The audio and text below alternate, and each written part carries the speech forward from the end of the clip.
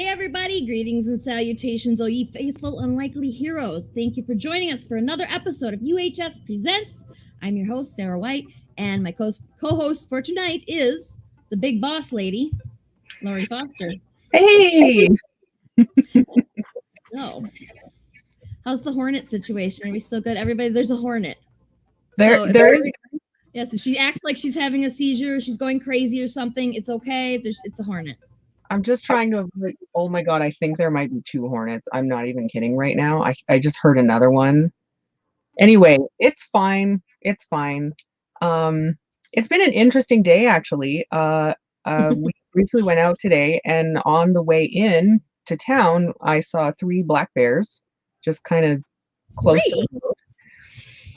Shit, I've been to Montana twice. I haven't even seen one. What the fuck? It's the first time I've seen black bears here. It was the weirdest thing. So I've seen black bears in Wisconsin, but I've never seen black bears in Montana where they belong. Like they're in Wisconsin just walking down the freaking main street, but they're not in Montana.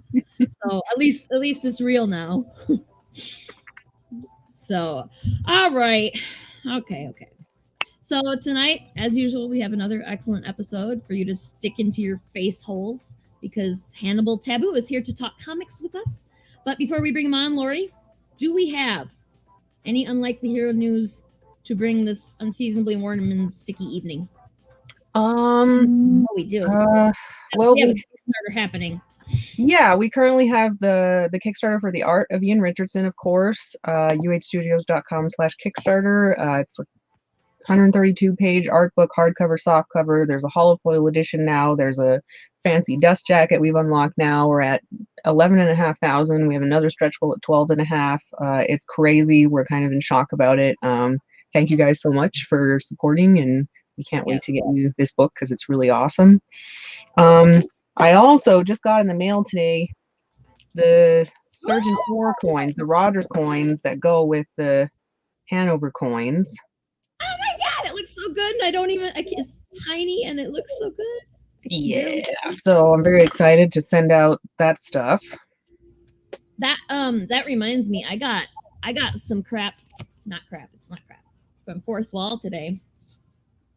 And I just bought the bare minimum because that's all I had the money for, but I got lumberjacks. Oh, nice. Finally. So I'm kind of like, they're so pretty. I don't even want to open them, but I gotta because I want to read it.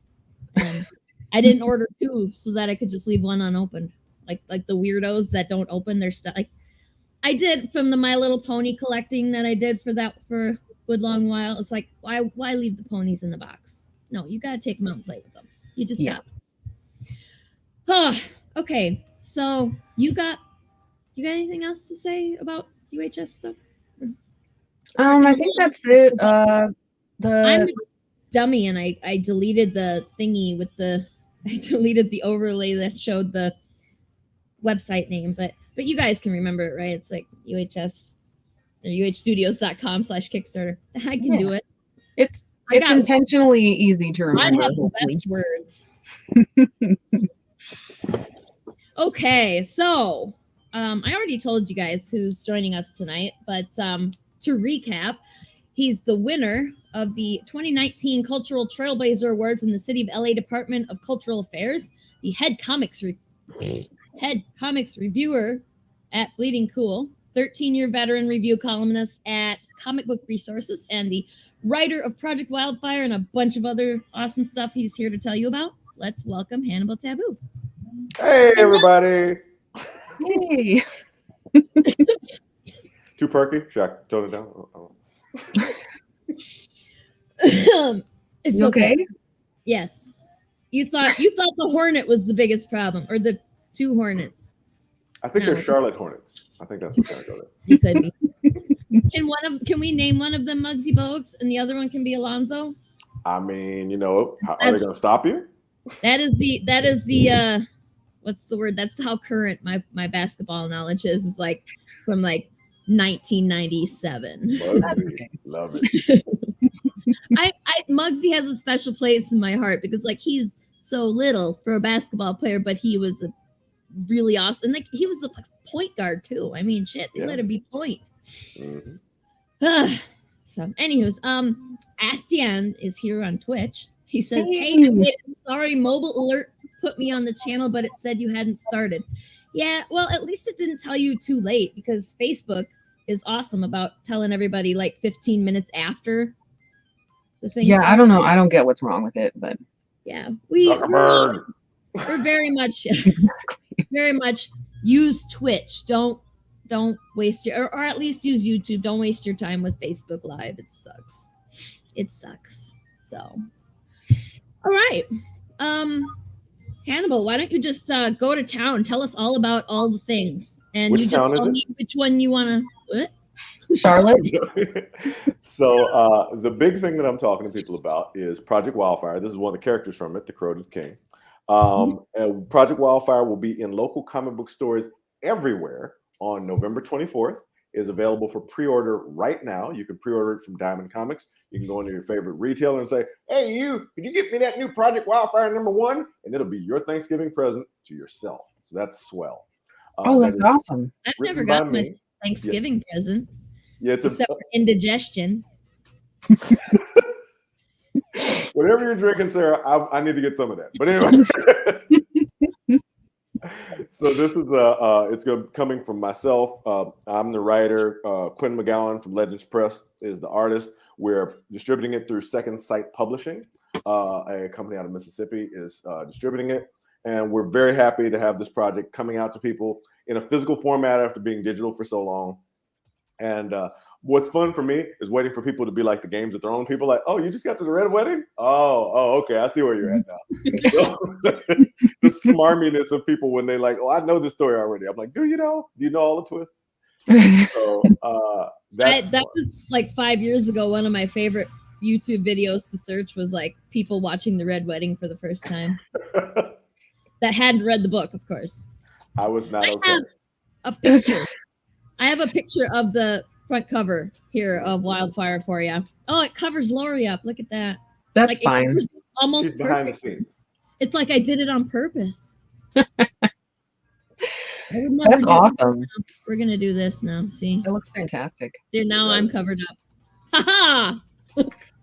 And I have the power. The publisher would like me to probably share some of the things that, because they're like, "Well, I know you think it's good, but does other people think it's good?" So we got some other people in the comics industry to talk about it, and I should click on that. So because if I don't, my publisher will be like, "Why didn't you say this, you goofball?" So let's see. David Walker said Quinn McGowan's art has a dynamic energy that brings Project Wildfire to life in a way that revitalizes the superhero genre, makes for an incredibly fun reading experience. That was David Walker, who's done Cyborg and Power Man and Bitterroot. Cully Hamner, who designed the Blue Beetle. He said, Tabu and McGowan's Project Wildfire with his fun take on superheroes and military overreach is a breath of fresh air. These two talents are now on my watch list. We also have Gail Simone, Donnie Cates, other people who have, said some very positive things about the book. So, maybe go pre-order it. Go check it out. They can't be that. All of these people can't be wrong, right? At least a couple of them seem to know what they're talking about. Right. Like, when I recognize some of those names, then it's serious business, because I am, despite having been doing this for 7 or 8 years now, like Lori brought me in on this, and I'm still a absolute comics neophyte. I know nothing. I'm so horrible about the actual comic, the physical comic, the paper stuff, not the MCU. That's what I'm trying to say. See, I have the best words. I can bring good. Wherever you are in your fandom is the right place to be. I am nobody's gatekeeper. Well, I feel like one of these days, I haven't had it happen yet, but one of these days I'm going to be at a convention and somebody is going to catch me on my lack of comics knowledge, and they're going to be like, "Ha, you're not a real comic book creator. You didn't know some random fact." And I'm just going to have to be like, "No, I've never told a fan at my table to fuck off before, but today I'm going to have to." I appreciate your optimism at the idea we'll have conventions again one day. Oh. Too soon? I'm sorry, my bad. No, that's fair. I went to one in August, and the whole time, I had my mask on, except for when I was setting up, because if you're setting up and you got your mask on, you're gonna die. so I had to take the mask off for that. But yeah, like I had my mask on. There's like little kids running around and they're maskless, and I'm like, this is a terrible idea. Yeah. So the whole weekend I was just like, but, and maybe, I was maybe not. Yeah. Well, I made the plans, and it was for a convention that I actually am on the board for. So when we made all the plans, things were looking up. Like we were having a good time. Like everybody was getting vaccinated. The Delta variant wasn't a thing. And then by August, not so much. Yep. So what are you gonna do? But I want to remain optimistic in that respect, because what do I have to live for if I can't go to another convention? There's nothing to live for. I don't know. I mean, there is going to be another season of a couple of shows that I want to see, so maybe I'll stick around for them. But and also to pick up Project Wildfire from your local comic book store. That goes without saying. I want to see, like, there was two of them. See, I like the superhero comics just fine, but I like the ones that are comics that are not superhero comics even more. So, for like our titles, I love the Surgeon. I like Super, but I love the Surgeon. And so you've got a couple here that I was like, okay, I need to get those, definitely. I mean, I want to get Wildfire, but like there's the other two that you know which ones I'm talking about that I'm like, I need happy those. to talk to them. Yeah, we should talk about them too. Segue, but I didn't even do that on purpose. I'm that good. Or did you? See, you make it look easy. You do. You make it look easy. I guess we should talk about False Flag, which is the next thing that's currently going. False Flag is a free series of adventure fiction currently available at operative.net with written by me and art by a painter named Damar Douglas, and his stuff is breathtaking. I'm really in love with it. And I have a thing for that too. I have some covers here. Yeah. And this is the first, and actually the one on the right is never been seen before, so it's making its first appearance here. Woo! That will be available on, let me click on that because of course I don't have that in front of me. That will be popularly available on October 1st, 2021. And we're running it for free every False Flag Friday throughout the fall. And there's going to be a lot of great stories. It's basically, if you took G.I. Joe and professional wrestling and mixed them together, that's kind of the idea here, and put it on a world full of superheroes. So there's a lot of really weird, wild stuff happening in this story that I enjoy. The tagline is "People Getting Hurt is part of the show." So it's all written, and I've gotten all the art in, and I'm just waiting for rolling it out 1 week at a time so people can enjoy the fun. Oh, that's awesome. Yeah, that looks really fun. That sounds really fun. Yeah, I'm like, sign me up. I mean, right now I'm all about the free stuff just because I don't have any money because financial aid, get on it. If you guys are watching, I need you to give me my disbursement money, okay? Real talk. We should get to that. I will note that if you pop the covers one more time, on the left, on the second one, you will see that's Damien Poitier, who starred as Thanos in the first Avengers movie. He will be the character of Black Fury. The third one is Danny Fernandez, who is in Ralph Wrecks the Internet. And it also has an HBO Max series coming out. She'll be playing a character called Snakebird. And this will not be the last time you see or hear those voices in this role based on some plans we may have coming out in the spring. Ooh. That's all I'll say there. I love it. Yeah. I'm sounding all cheap right now, but like I'm gonna throw all the money at you for all these other things as soon as they give me my disbursement. That's more than fair. More than fair. I mean, the free stuff is great because it'll tide me over. That's what I'm. That's right. Everybody got to have something. Everybody got to have a little bit of something. That's all I'm saying. Right. You kind of give them a taste of like the Hannibal Tabu work, and then they just buy all of it. Exactly. It's like, if you like this, then you should see what you get if you pay $5 for an issue, or however much you charge. I don't know. Most of them are $5. I think Project Wildfire is only 4. I think it's 4. Yeah. Ooh, nice. And we're sticking to that 22-page count. We're not going that 20-page count that the big boys are doing. No. We're giving you those extra 2 pages. We're not going to screw you out of them.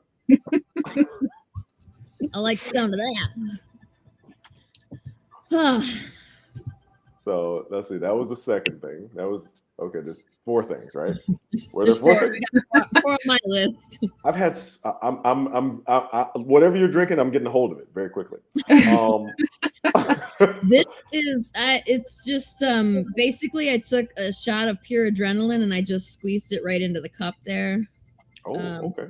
Yeah, it's not quite the punch of stabbing it into your chest like they do on Pulp Fiction, but Oh, for a minute, I thought you were taking the adrenaline from somebody. Now I just remembered it's okay from Pulp. Okay, I'm caught up now. Carry on. I was like, oh my God, she's milking people for adrenaline? That's horrible. Oh, well, who am I to judge? I don't know. It's a new supervillain concept, I feel. Yeah, I don't know how you milk somebody for that. I don't know how to do that. So the internet knows. But as soon as I figure it out, y'all watch out. I feel like that's one of those Google searches where like the NSA is like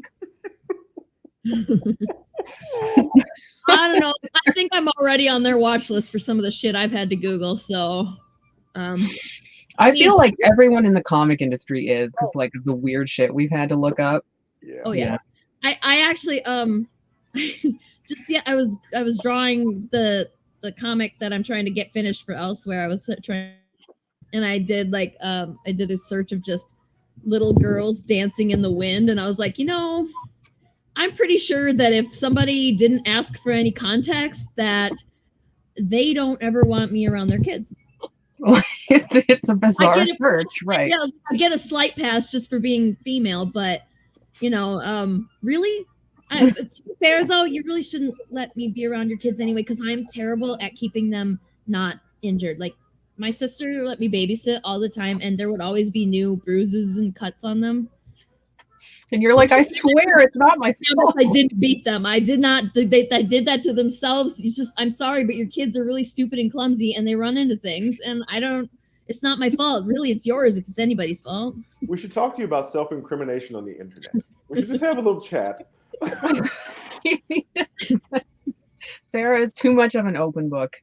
I wanted to mention too, since you mentioned Elsewhere, there is a little preview of Project Wildfire in volume 1 of Elsewhere. If you guys were interested, if you guys had read Elsewhere and you thought it was familiar, that's why.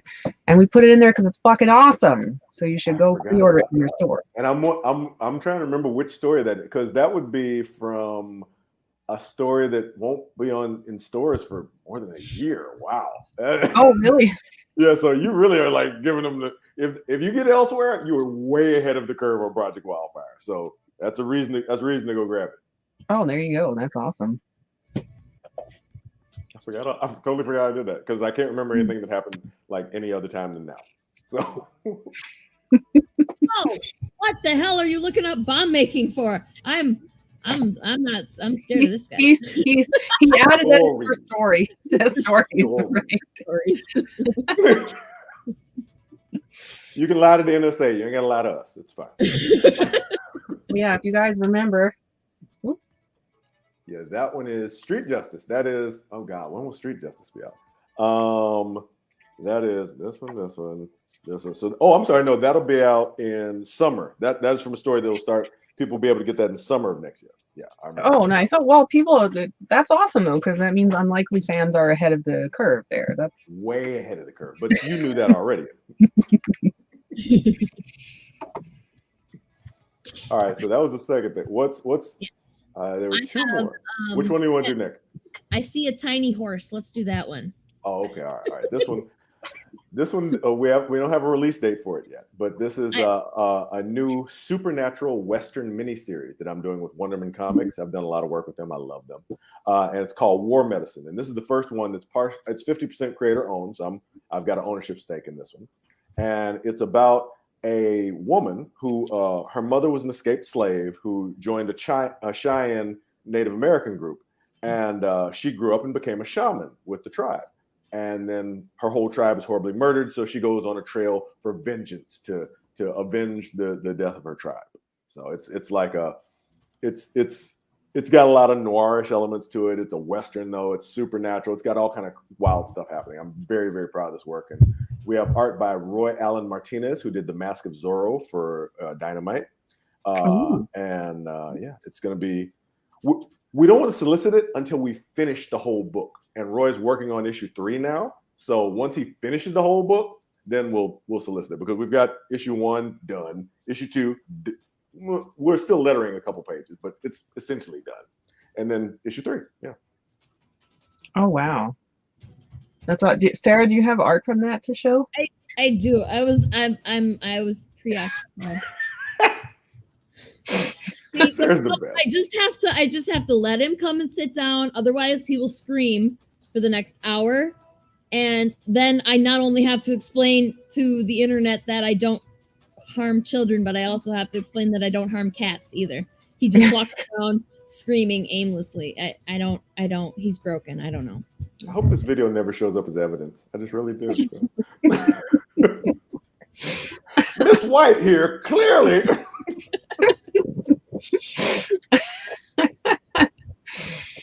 So yeah, this is the cover from War Medicine #1 from Wonderman Comics, and it's got art by Roy Allen Martinez and written by me, with Josephine Roberts on colors and lettering. She's like a production monster.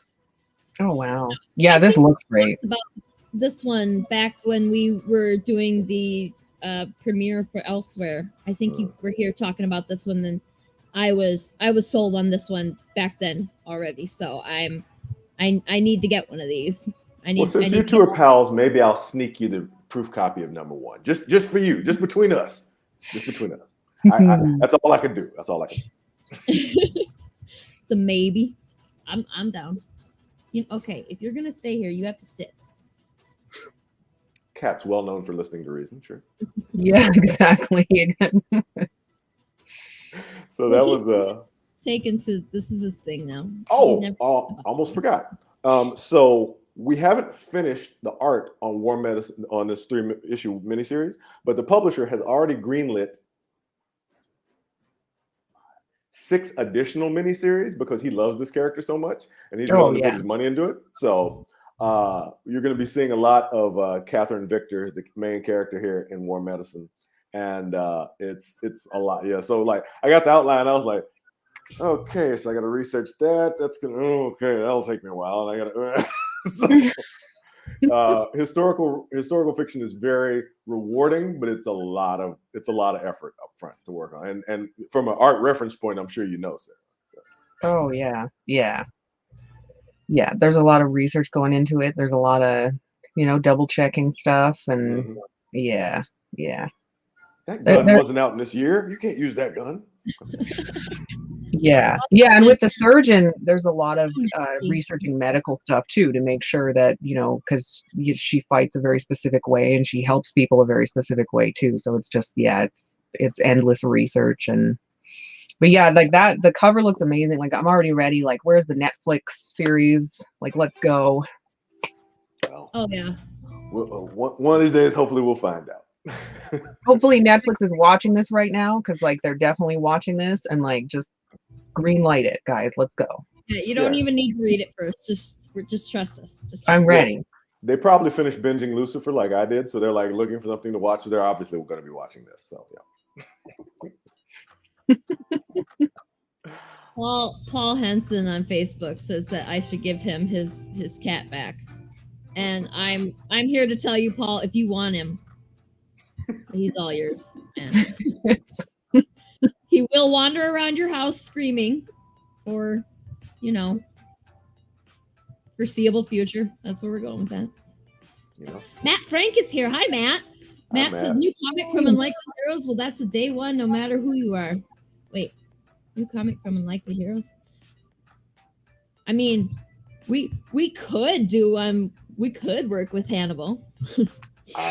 I would not object to that. That's up to you. That's kind of up to Hannibal, but Matt jumped in late here. I'm willing to commit to doing something right now. We can just pick which thing, because I've got tons. These are just the things I can remember about talking about now. So right. Yeah, I don't know. I don't think Hannibal has free time. Like, I don't think that's a thing that you have. Well, neither do you, Lori. That's another problem. Like you both need to have some free time to work on a new series. So. Well, I mean, I grew up in Memphis, and most of the time living there, I was bored out of my absolute mind. So I'd rather be busy than bored any day of the week. That's fair. That's fair. I don't think that I'd rather be busy than bored. Maybe I would. But for me, working and being busy is stress relief. Mhm. Like if I'm stressed out, I channel it. So Exactly. if I'm got tons of stuff that I have to get done, I'll either shut down or I'll just get to it. And I saw that. I mean, yeah. I've never done a Kickstarter. I keep thinking I should do a Kickstarter, and then I go write something instead. Yeah, that's why everybody jumps. Like everybody contacts Lori because she's like, can you do this Kickstarter for me? And Lori's all, well, I mean, we're kickstarting Ian's book now, so really, as long as you stick that under. You should reach out for Quinn, Lori. I think he'd like to talk to you. I think some of your stuff would do really well on Kickstarter, Hannibal. Just saying. Oh, wow. Yeah. Oh, I mean, if you want to cut a deal today, I'm here to do some business. So and nobody listen to anything that I say about whether or not we can do anything because I'm not the boss. If I say I like to when I'm at conventions and talking to people about that stuff, I was like, I'm like, this sounds like a great idea. Let me run it by Lori. If Lori says okay, then okay. Amazing. I talk a lot of shit, but I don't have any power in this, okay? I don't know all the buttons. Technically, you have power on this live stream. Like, you can just kick me off of it if you want to. Well, that's true. I mean, okay, like when it comes to the live stream, this is my domain. Hey, Brian. But at the end of the day, a lot more people are reading the books than are watching the live stream. So this is like a tiny little kingdom within a kingdom. Really. For now. Oh, all right. Brian. So Hey, Brian. I guess I had one other thing, which was something that came out earlier this year. It just went to its printing to go to comic book stores, which is Noir is the New Black. It's an anthology of all Black creators doing noir stories from Fair Square Comics. My good friend Fabrice Sapolsky, who put me on with Humanoids and the MPLS Sound, he was like, I want to do this book. I was like, all right, sure, whatever, you want to do this book. So he gets all these amazing creators together. David Walker, Quinn McGowan, who I've worked with, all kinds of people, and they do this book, this beautiful, breathtaking anthology that is now available in comic book stores everywhere. It just came out, I think, 2 weeks ago in comic book stores, so it's fresh on the stands. I actually backed the Kickstarter when it came out, so I have I'm looking for my copy. I can't see it from where I'm sitting, but I can go get my copy. It's over there if you want. Sure. It's a beautiful book. It's amazing. The stories are fantastic. Like, yeah, you guys need to buy it. It's basically flawless. It's amazing. Like, yeah. Very kind. Thank you. So this is all the kind of stuff that I'm using to build up my comics collection. I'm not gonna dick around with the big twos. It's a waste of time, really, anymore, isn't it? They don't love you. They don't love you. No. Yeah. And they don't love me like all the indie creators do. And I want them to love me too, because I too am an indie creator. So stick with my own here. A rising tide raises all boats. I remember when I got it too. Right off the bat, I hunted for your story because I was like, I need to read Hannibal's first, and then I read the rest. I'll admit. Very kind. A cover. This is a cover, right? Yeah, that's one of the covers. Yeah. This one, when I was looking through to get all your art loaded up here, like this one was the one my eye just went, because it's so the black and the white, the stark contrast is just very eye catching. Obviously, it's it's my favorite piece of art from all the cover art that we've got so far. Except, I mean, I was telling you before, I was like, I grew up around horses, so I kind of have a soft spot for the war medicine cover with the horse right there. But this one, much more eye catching, I have to say. I will say it's interesting you mentioned that cover for war medicine, because my original concept was that it was going to be like a much smaller picture of her and a lot more plain. And the artist was like, yeah, you don't want to do that. I was like, really? He was like, trust me, I got you on this. I was like, all right, sure, I guess, whatever. So he sends back the cover. I'm like, you're right. Okay. Yeah. Okay, you're right. I mean, yeah, it's good cover. Although I'm sure that the artist probably had like as soon as a bunch of outsiders see it, they're all like gonna email you and nitpick about why that horse is not anatomically correct or whatever, because they always do that. Yeah, the horse people, they always find a problem. Even when the horse looks perfectly fine, they find something. But yeah, the horse people are crazy. But I feel like your artist made the right choice, because like, you know, you want to show the scope of everything, but I feel like that main character she's gonna sell it. Like she's like, I'm like, I want to know more about her. I'm so excited. And I don't know if it's just the Western horse riding. I'm just like, this seems like the Surgeon kind of a vibe to it, just from the front cover of it and stuff. And that's strictly it, because when you tell me what it's about, I'm like, nah, it's not really, is it? But I still want it. I can see some. I mean, Catherine, like the Surgeon, is a person who is on her own, and she's fighting against overwhelming odds of people who, you know, do not necessarily have the best of intentions, and she's fighting to basically protect and save the innocent in many ways. Which the Surgeon, whether she wants to or not, I mean, as cranky as she is, that's ultimately what she's doing. So, yeah, the Surgeon reminds me of me too, because I'm like, she's mean, but also she loves everybody. And I'm just like, I'm really mean, but I don't mean to be mean. I'm trying to angry people to make them see that I love them. That's how I am. Well, I feel like Hanover 6 o'clock in the fucking morning for a class. I feel like Hanover is kind of like, I feel like I can get into her mindset more, like now post-COVID, like now that we're kind of tired of everyone's shit. Like now I've hit that point of being so tired of everyone's shit that I could see why like she would be grumpy. You know what I mean? Like, yeah, and how everybody talks about how the zombie movies are so unrealistic because people would do that, and it's like, and then you know, now we have COVID, and it's like, no, people would literally run towards the zombies, screaming about their freedom, and that they don't want to do anything to protect themselves. I'm like, fine, run towards the fucking zombies. What can I do? More realistic than we'd hoped. Yes. Yeah. Exactly. So yeah, I mean, there's a lot of elements to that I can totally see, especially with the Surgeon and Catherine in war medicine, that they're women on their own, so they've got to be tough, they've got to be mean, because a lot of people, unfortunately, will try to victimize her. Yeah, and you said she's a shaman too, which is kind of a healing type thing too. See, I'm also needing to research that to know more about like what that is. I know a little bit about it, but not enough, and not enough to be enough to be dangerous, not enough to know what I'm talking about. I did take some liberties with her shamanic powers that may be a little more spectacular than, you know, what you may have seen on the plains, but I feel that was important for this character, because I really wanted to make an action-oriented character. I mean, her first thought is she's going to start shooting, and her second thought she's going to chuck an axe or a knife at you. But, you know, if she needs to get more excitingly magical than that, she's more than prepared for it. Oh, that's really cool. Yeah, I'm definitely excited for that one. So, do you have a favorite out of these, Hannibal, or is that mean to make you pick one? I always tell people my favorite thing is the next thing. The next thing that you're going to see, that's my favorite thing. Because good answer. That's a good answer.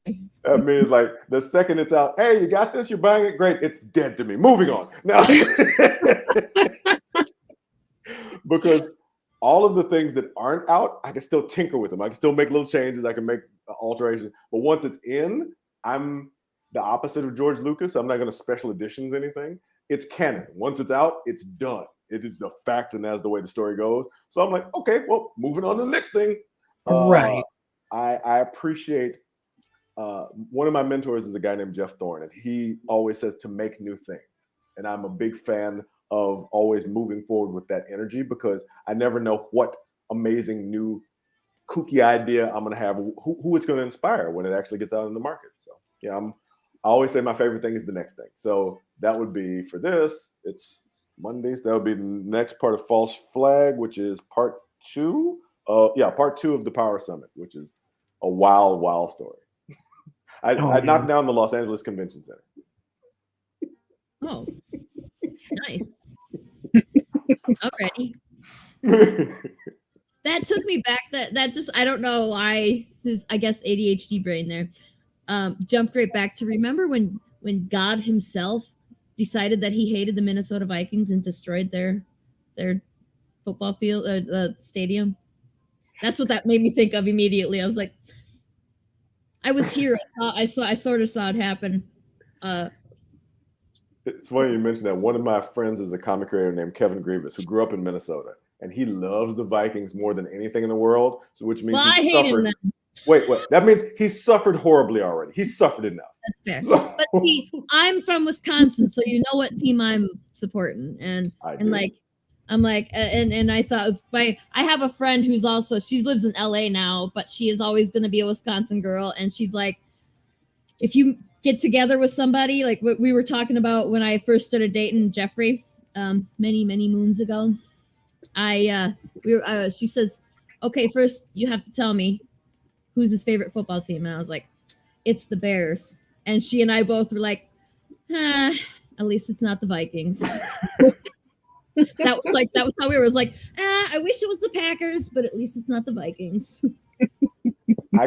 Again, growing up in Memphis, I didn't have a team. There were no teams in Tennessee, so I was like, the Steelers, I guess. I mean, they got sure, why not? But like then the Titans showed up, and I was like, I mean, I guess I'm a Titans fan. Let me go get a jersey or whatever. And then I got all the way out of the NFL with Kaepernick, so now I've just got NBA jerseys because NBA jerseys are cheaper and easier to get, less material. And you know what? Overall, they're more comfortable to wear too. Agreed. I have a football jersey and I have a hockey jersey, and I don't think that. Well, I think that my basketball jerseys are no longer safe to wear because 20 years old. But yeah, definitely the easiest and most comfortable to wear. Hockey jerseys, like they weigh like 30 pounds. But they're surprisingly warm. Like you don't need a jacket if you've got a hockey jersey. Yeah. Right. No. Exactly. I went to okay, so the only hockey team that I even know of and support, they're not major hockey team, they're not the national hockey teams. It's the Green Bay Gamblers and the Dubuque Fighting Saints, because Dubuque, Iowa is right across the river, and that's the closest thing they have to a professional team is the Dubuque Fighting Saints and the Hawkeyes. I know how it is. But I have a Green Bay Gamblers jersey, and it is so like we went to the teddy bear toss up in Green Bay in February. We used to go to that before COVID every single year, and when I wear my Gamblers jersey, I do not need to take my jacket, even though it's February in Green Bay, Wisconsin. Mm-hmm. They are nice.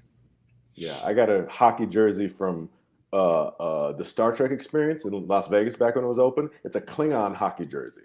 So it's got the big Klingon symbol right here. And it is like, I put it on, and even though it's one of the mesh ones with like the holes or whatever, it's still super warm. And I'm like, how did they do that? Oh, well, what do I care? Let's go.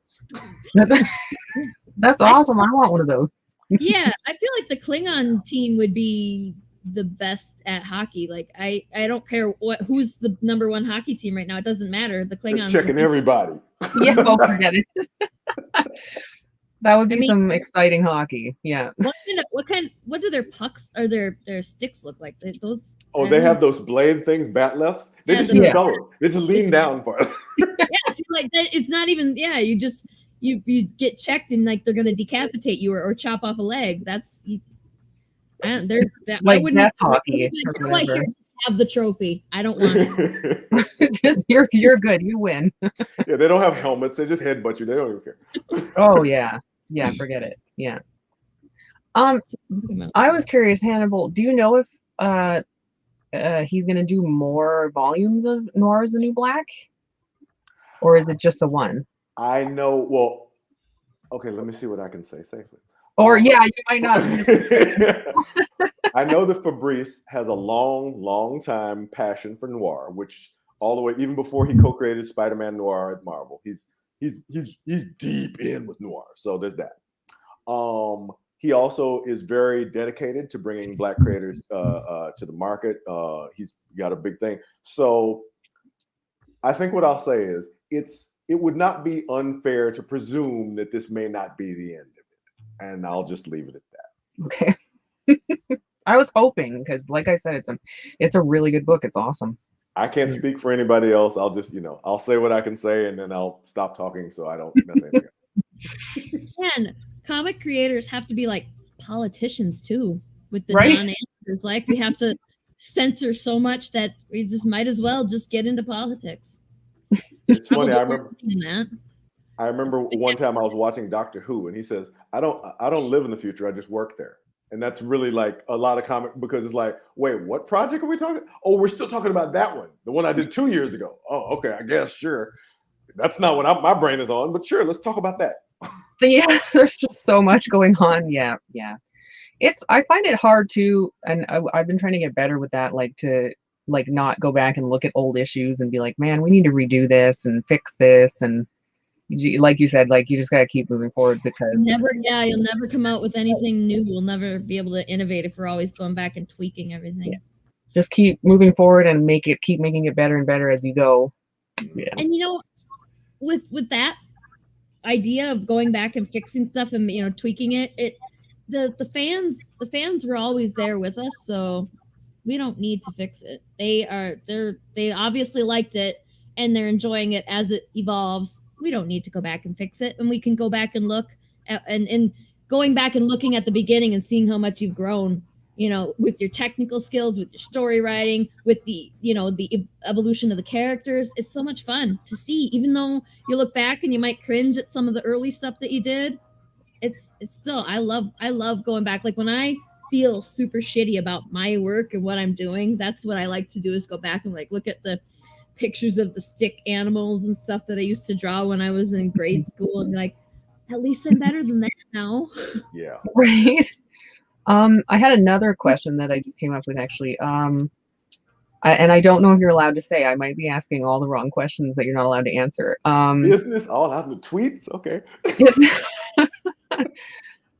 Do we know how long Wildfire is? Is it ongoing? Is it limited? I can answer that. That I can answer. Okay. So Quinn and I already have written, drawn, and colored the first 8 issues of Project Wildfire. So we're done with it. Yeah, we're way ahead. We have Zen from Aspen Comics and from Lion Forge. He's doing the lettering. He's working on the lettering for issue 2 now, but he's never missed a deadline in his life. This book will never be late. You don't have to worry about it. It's bi-monthly from Second Sight Publishing. So there's that. Quinn and I have an outline, and it's like we guard it very. Oh, okay, cool. Thank you. Well, yeah, enjoy, Matt. You're gonna be there for a while. That website's got a lot of stuff on it. But Quinn and I have this outline that outlines everything that happens to Project Wildfire from before the day he got his powers to this one last panel of his story, which I'm going to say. It's a finite story. It has an end in mind, but that end is, I'm scared to open the thing so it doesn't reflect in my glasses and reveal too much, but I think is it 48 issues? It's somewhere in the neighborhood. It's like a Vertigo length. It's like 48 to 60 issues, somewhere in that neighborhood. Don't quote me on that, because I may jam in a bunch of more issues, or I may take some out. I don't know. But it is a story that we know has an ending, and has a very specific ending for a specific reason. Okay, now's the politician part. If people are reading very carefully in lots of the things that I own that I'm writing in terms of Project Wildfire and stuff on the Operative Network, they will say, wait a minute, this says this and this says this. We also have a lot of character profiles, like an official handbook of the Marvel Universe on the site. And if you start to read them closely and read the stories, you'll be like, wait a minute, that's here. And this is, so wait, these are what? And you start to put the pieces together. And that's a very intentional Riddler thing that I'm doing. I've laid the seeds for all of this stuff with elaborate timelines and outlines and whatever. And my creative partner is like, do you really have to plan this far ahead? Yes, I do. Because I don't want to be like George Lucas, be like, episode 9, somehow Palpatine returns. Why not? No, that's not what I'm That's not gonna be me. And your fans are gonna thank you for that. I hope so. We're not retconning Jabba the Hutt trying to walk around. Retcon nothing. No, I'm like, if it was printed, it was canon. All that shit that you read and all that money that you invested in the books, now that's all bullshit now. I said so. When I was a kid and I'd get the books, it'd be like, everything you know is a lie. I'm like, but I liked everything I know. I didn't want it to be a lie. Right, like, yeah, exactly. Well, that's awesome. That's exciting. I'm good. Yeah. I'm really Sounds excited. like we got a lot that we're gonna get to see from there. I'm not going anywhere. Yeah, that's fun. I mean, when you say finite ending, it always kind of it wants you want to bring on that tinge of sadness about, aw, it is gonna end. But I think I like that better because how many really good TV shows or really good book series did you get into, and then they were like, oh, it was really popular, so we kept going even though we didn't really have a plan, and then it ends up garbage. Cough, supernatural cough. I mean, with That's all not due the respect, first one that was in my mind, but it was one of them. with all due respect, I will say that the people who were really jazzed about Action Comics 100 were not really jazzed about Action Comics 1000. I'm just gonna say, you know, it's a whole different party, and I accept more of the BBC model that, you know, they're like, no, let's do like this limited amount of stuff, and it's gonna be really good, and we're gonna work really hard, and then you'll never see it again. Wait, what? Really? Maybe. So, Right. you know, the stories, all good things have to end, and I appreciate that. So if I don't end something, then I can't go make something new, and I want to make new things. Indeed. Well said. Yeah, I agree completely. So, yeah, I haven't even watched the ending of Supernatural, even though I was one of those ones that I know it used to be good and now it's bad, but I'm obsessive, and if I don't watch the rest of it, then I'm gonna end up in the hospital with some kind of artery blockage or some kind of stone somewhere. I have to watch the end of it. But even I haven't watched season 15. Is that the season 12? Which one's the last one? See, 80? when you hit that point, it means it's been going for too fucking long. You know what I'm saying? Like, if you don't know how many seasons there are and where you're at, it needed to stop.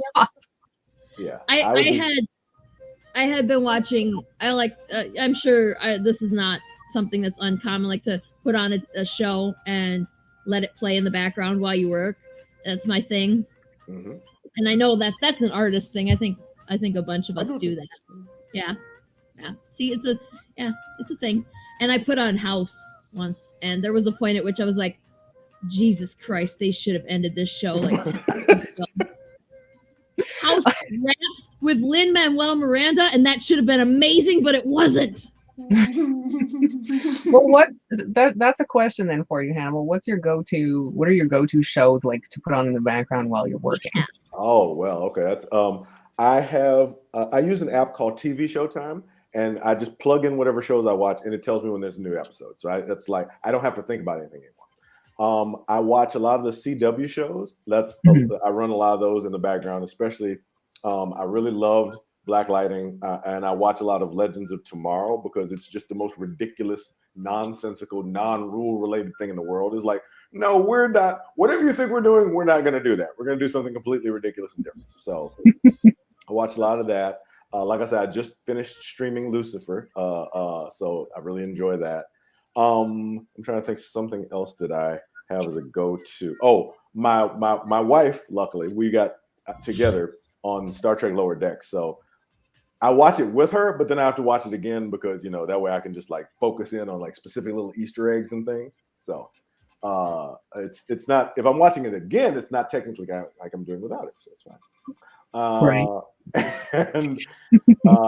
And I've started to get into Titans on HBO Max because Brian Edward Hill, one of my friends, is writing that, and it's not what I thought the Titans were going to be at all.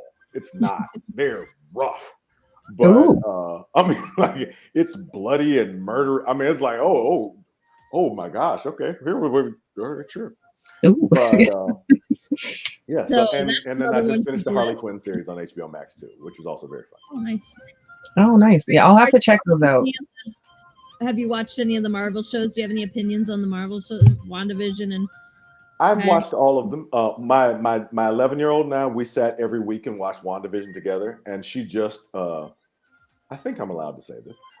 She's filming a show called All American for CW. So she's on set now, and like on her off time on set, she's rewatching WandaVision, and she's texting me questions from the set.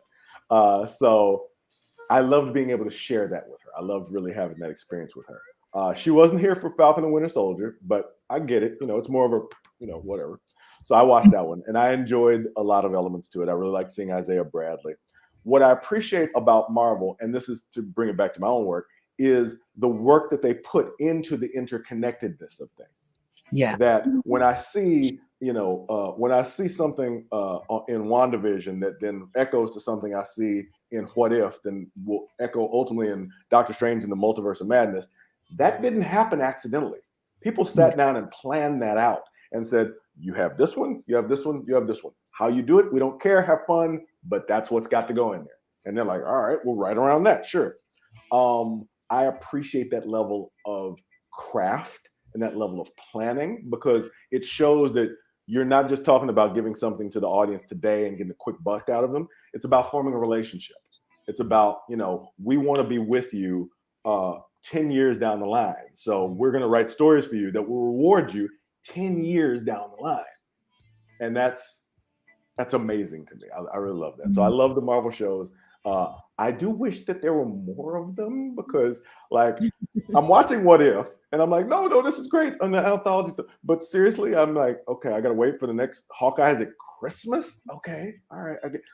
I think Hawkeye, the first episode of Hawkeye comes out the same day as Project Wildfire, November 24th. I just saw that today. So I'm like, all right, I guess we can, I'll let you guys share the day with me, I suppose.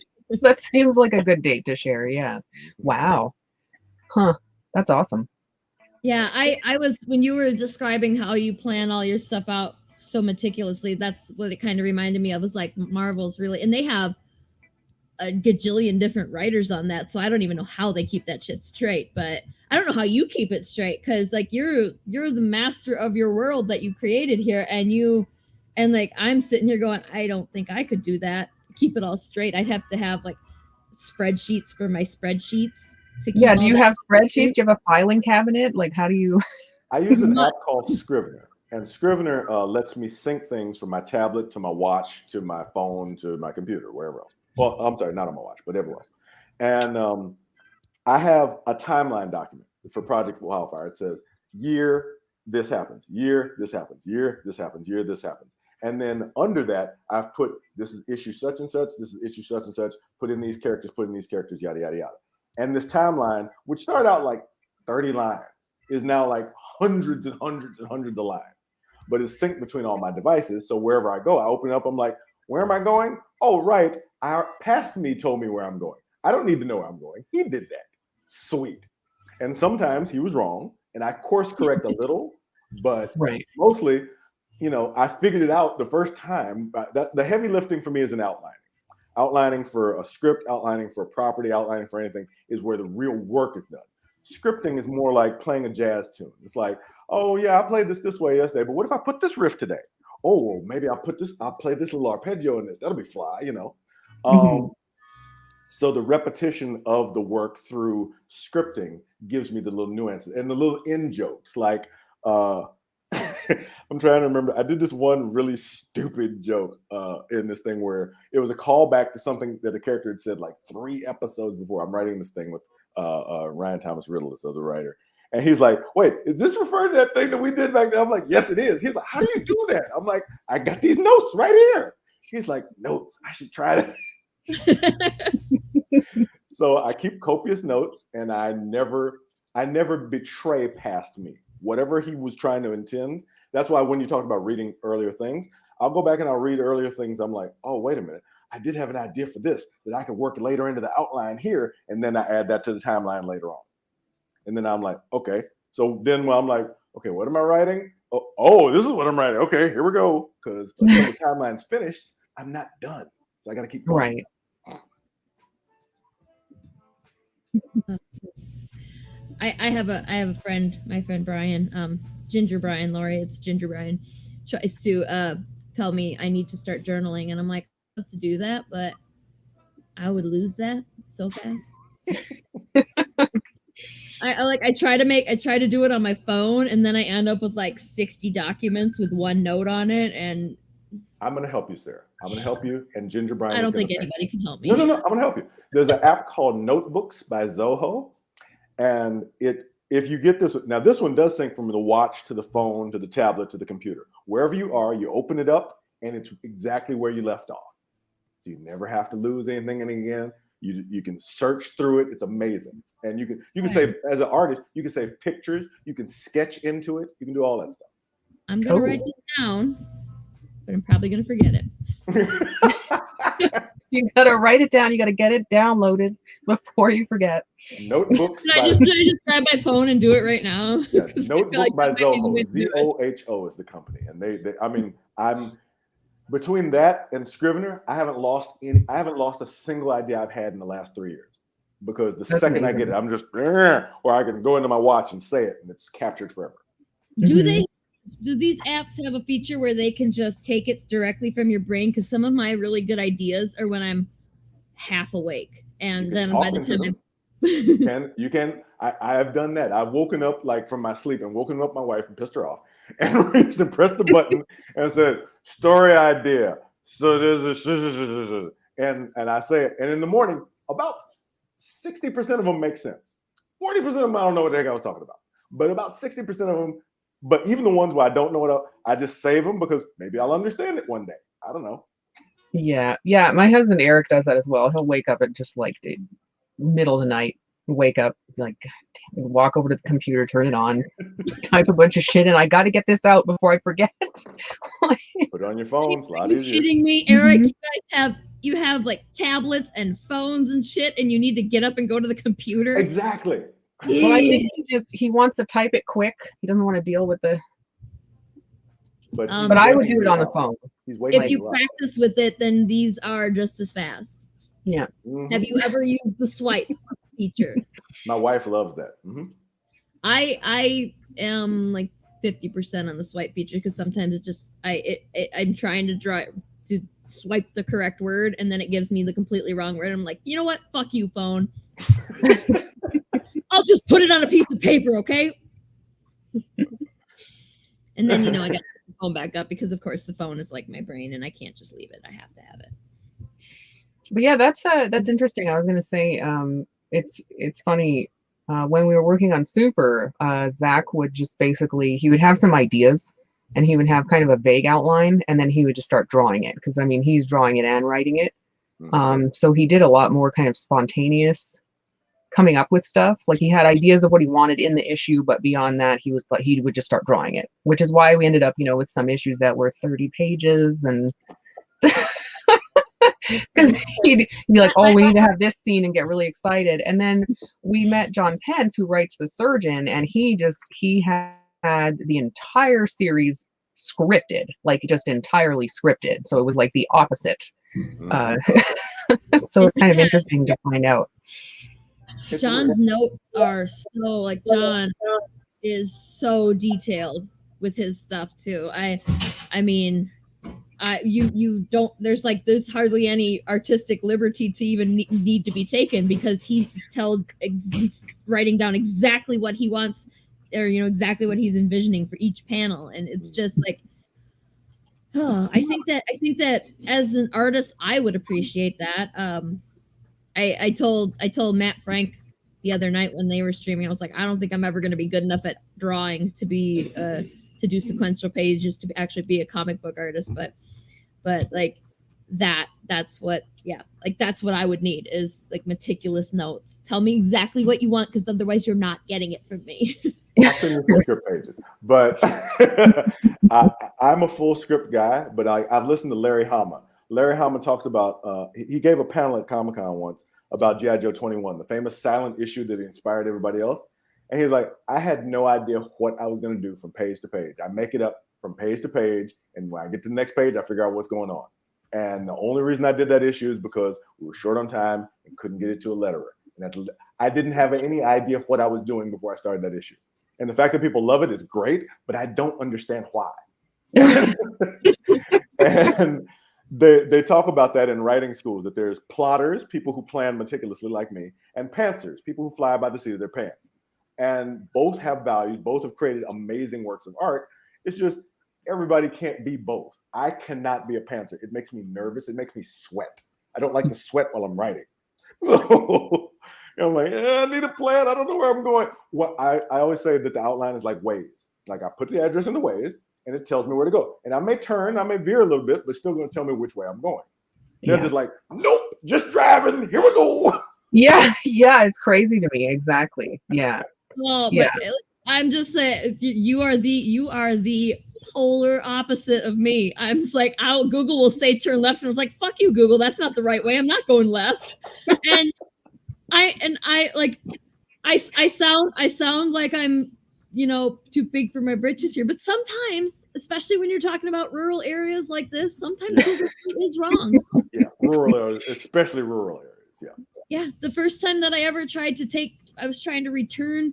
I did this for the first time, and of course I decided to do it in the fucking pandemic. So they, but I very first time I'm like, I'm not gonna just throw the pop cans into the recycle bin and then just let them go wherever they go. But Narnia, I don't know where they go when you put them into the recycle bin. They just disappear. You don't want to know. It's a bad story. You don't want to know. Probably not.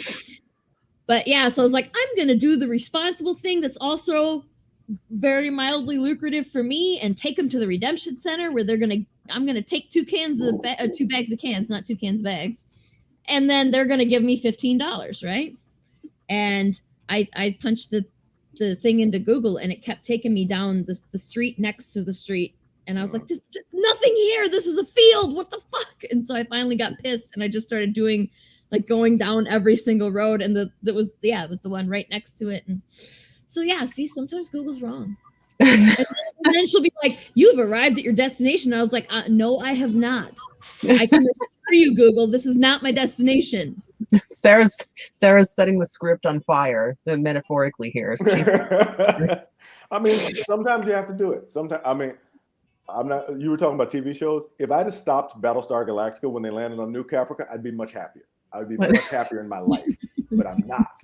So, sometimes you follow the script. And there was a great quote from Wentworth Miller when he played Captain Cold. He says, make the plan, execute the plan, expect the plan to go wrong, throw the plan out the window.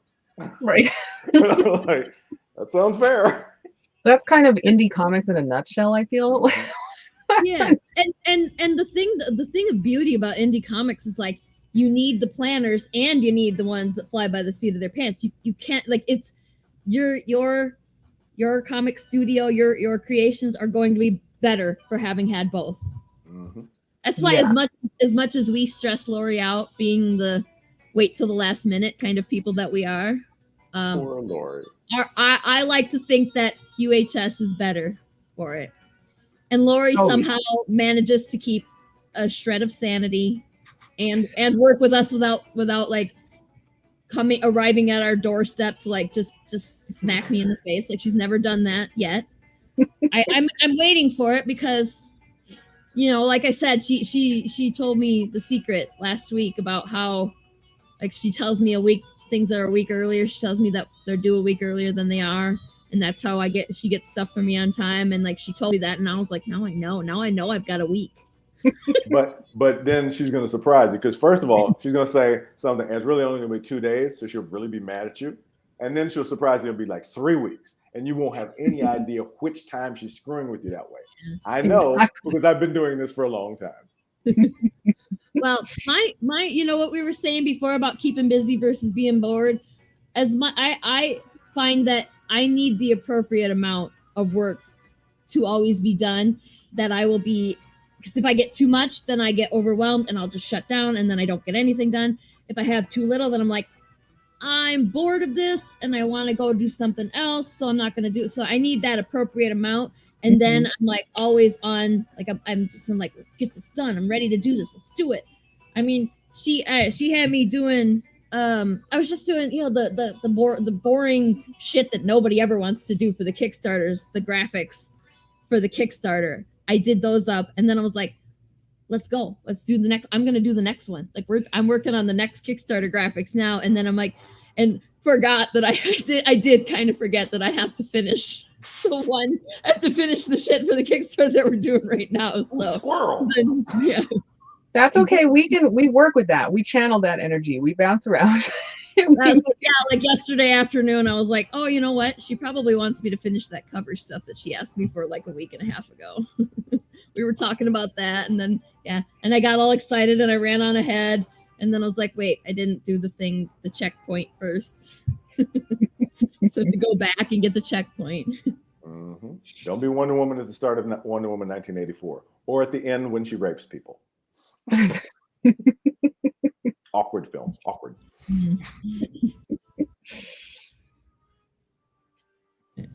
Jeffrey's making weird faces at me over here. Okay. Jeffrey, you're disrupting the stream. Lori is mad at you now. She hates you. You're dead to her. That escalated unexpectedly. Yeah, I didn't even escalate. I like because he gives me entertaining reactions, so I like to fuck with him. My wife does that to me. You know all the time. She's like, if you didn't make those faces, I wouldn't do this. I'm like, well, you're shortening my life. She's like, yeah. I was like, he must not mind it that much, because what are we closing in on, 7 or 8 years he's been dealing with this shit, and he still hasn't. He must like it, I guess. It's the margin is it may be thin, but it's acceptable.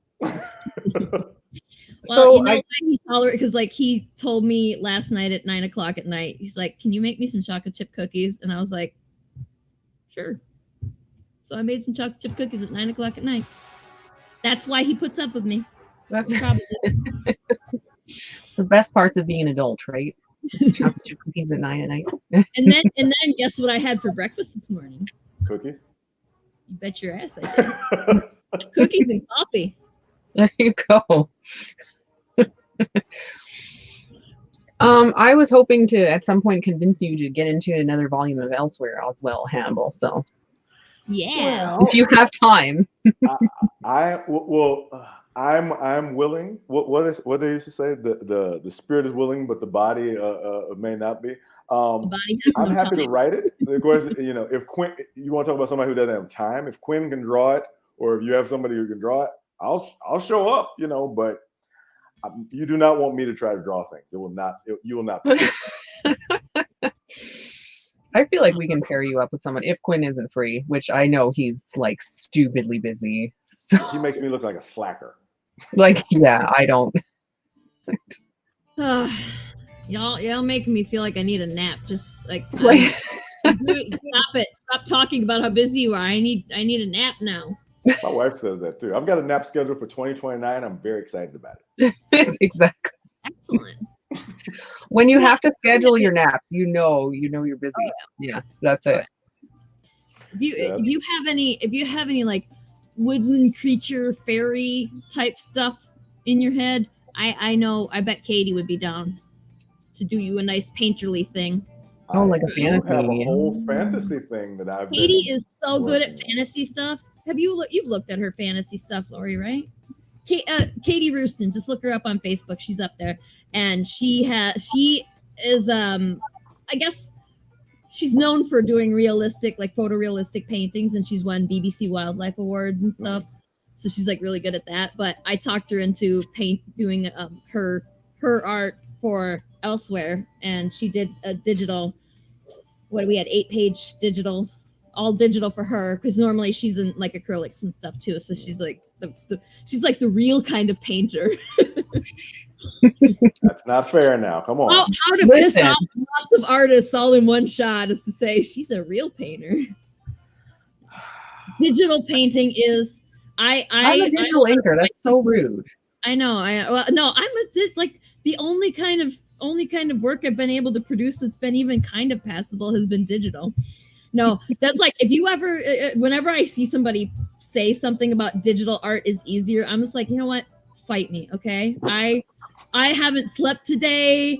and I'm pretty sure that my knee is going to give out, but I will fight you right now. And I dirty fight too, so don't even. We're going for the eyes. Take a note. Okay, got it. Okay, there are some aspects of digital art that are in fact easier. For example, you don't run out of paint. But to say that it is not as hard because of like people who say that digital art isn't as hard are the people that are like, oh, you're just doing a coloring book. That's those people. That's what they think. And I'm just like, no. If you had ever done digital art in your life, then you would know how full of shit you are right now. So, just have a Coke and a smile and shut the fuck up. I actually had a funny experience with that semi recently. I was inking on paper because I do sometimes. And I messed up. And so on my tablet, when I mess up, I hit undo. I double tap or whatever, and I double tap my paper. And I was just like, I've done that too, and it never works. Why? It doesn't work. It's very upsetting. On Matt's live stream the other day, I asked him, he said something about fucking up when he was traditionally inking. And I was like, how do you fix that? Do you just is it white out? Like, how do you fix that shit? And then he explained how you do it, and I absorbed none of it. So I can't I was there and I was acting present for the whole thing, but none of it stayed in my head. And so I have to go back to the replay and listen to his answer again. Hey, Lori, did you use that weird pen that I sent you? Have you used that yet? Because I was curious about how that worked. No, I have to try it. I sent her a bunch of pens for her 2020 birthday. I sent them a month ago. I sent we're a little behind. Birthday 2020 and then Christmas 2020, and then I had a bunch of shit that you needed for UHS stuff that I had to send, and then I sent a bunch of stuff for family members, and it was all in this one big box. I was like, this is just happy 2020 right there. Somebody's got one. I sent a box several. Well, it was in May, I think, and I included a loaf of bread because she wanted some bread, and I made her a loaf of bread. I did that. That's and so then sad. The fucking post office lost the box for they 3 lost months. The box with the bread. And I was like, okay, what kind of science experiment is going to be in this box if it ever shows up again? And it did show up again. Thank God, because there was some stuff in there that I actually couldn't replace. So I was very happy I was very happy when it did show back up. But then I was very disappointed because I had very meticulous. It would be moldy and many colors and just soupy and gross and just awful. And all it did was get hard. It just dehydrated and turned into a rock. And I was very disappointed. First of all, because I had wrapped it so well that should never have happened. But also because I wanted to see the colors. It was an experiment at that point. That took so many turns. I did not see that story going that way at all. That's just it showed back up. That's just 2020 until now, in a nutshell. I feel it took so many turns. Yeah, can't deny that. That is true. I give up at this point. I'm just gonna make comics. As far as I'm concerned, this is just the 500th day of 2020. Not even. I'm still processing 2019, and here we are 2 years later. I didn't even get a chance to process 2019. It's a lot. It's a lot to go through. Yeah. I feel like it's been a boost for comics for the most part, though. Have you found something, especially on Kickstarter? Yeah. When you make people stay home for 3 months straight, they get bored, and that was excellent for us.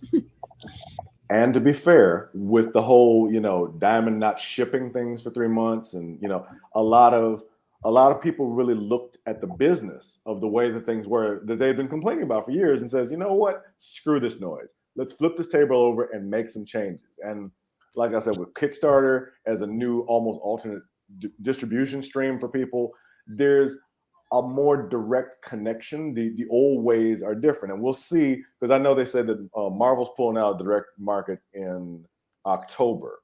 And I know Comixology announced that they're not doing submit after October. So there's all kinds of sea changes happening.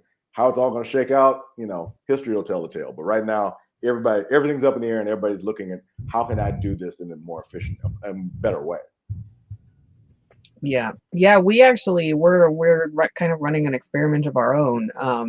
We're going to be shipping out a little UHS retailer catalog to about 200 or 300 stores in the US, like just to see, like we just wanted to see what would happen if we'd get some orders, how it would go, try to break away from Diamond and see if it went anywhere, or if stores just looked at it and were like, who the hell are these people, and then threw it in the trash, and we'll see. So we're kind of running a beta test with, like I said, like 300 stores. And and I don't want to brag, but it's a really awesome catalog. Yeah, Sarah designed the catalog, and it does look really awesome. I did quite a bit of I always get to say, like, I made this, but, like, I didn't really, because I didn't draw all those pictures. Like, that was Zach, and that was Stan and Erwin, and just art, and then I just put it together in an aesthetically pleasing manner. But I mean, I've said it several times, like, this is like, I did it. This is one of the times where I can be like, I did a really good job. Like, I did a really good job. It's all part of the process. I mean, it took a lot fucking longer than it should have, but I'm very happy with it, and it turned out really nice. It's going in my portfolio. As it should. But really, like, me bragging aside, I'm excited to see what happens from it, because, like you said, it's an experiment. Nobody has any idea what's going to happen. But if we don't get at least a few orders from that, then I'm going to be flipping some tables here, because there needs to be. Yeah, and we were kind of thinking too, if it does well, then we'll start adding other indie creators to it. I didn't want to get anyone on the first try, like if it tanks, but if it does well, we can invite some other creators to put their books in there as listings or whatever, and kind of see, because indie creators and Diamond don't always, it doesn't always work out, it doesn't mesh, so we'll see. No matter what happens with this experiment, it will neither turn hard nor have weird moldy colors. We do know that. There you go. That is We're true. already ahead. I mean, unless that's a challenge, because then I do have free time. Sarah's gonna work up 200 loaves of bread and send them to comic book shops. They'll have art on them. It'll be like, panel lines will be where they're cut. I love it. Amazing. Okay, can we get, like, Stan and Erwin and them to come over to my house and get some like icing bags and draw on some cookies, because I can make the cookies. I'll make that would make such an impression, I think. I mean, if we don't get orders from that, then just blow up the world. Am I right? She's not wrong.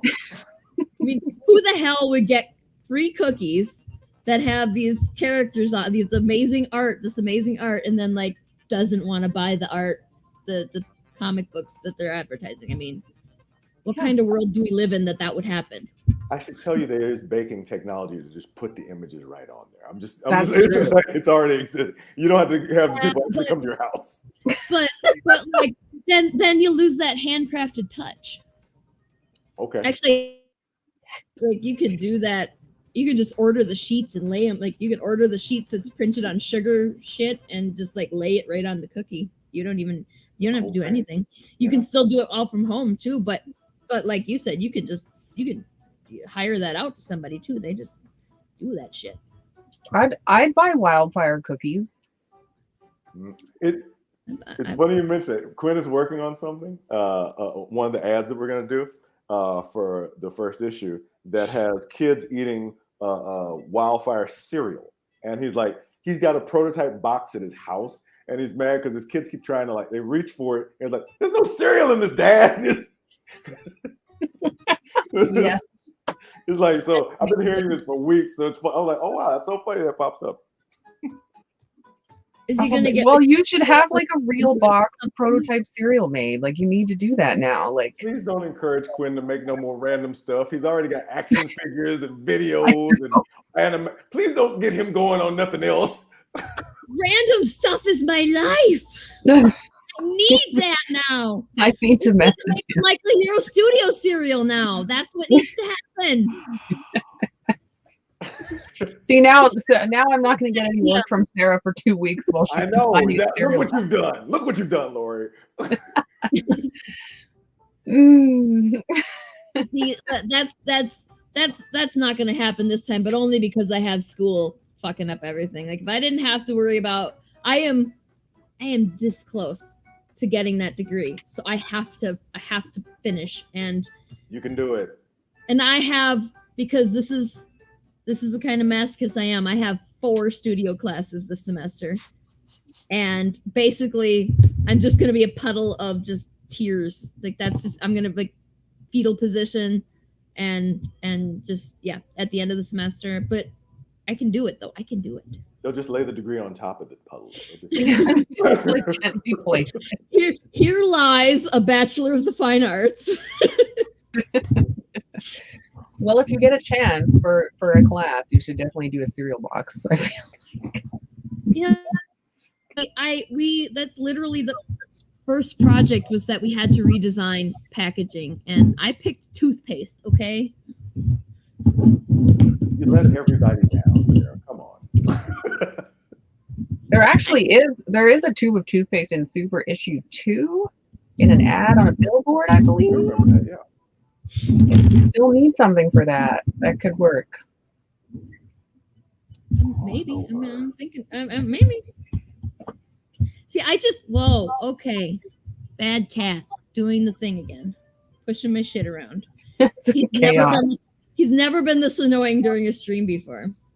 But no, I chose. I feel like I might be. People are gonna lose respect for me. I don't like mint toothpaste. So I always buy kids' toothpaste. Oh, kids' toothpaste is that's good. fine. No, you're good. You're good. My toothpaste.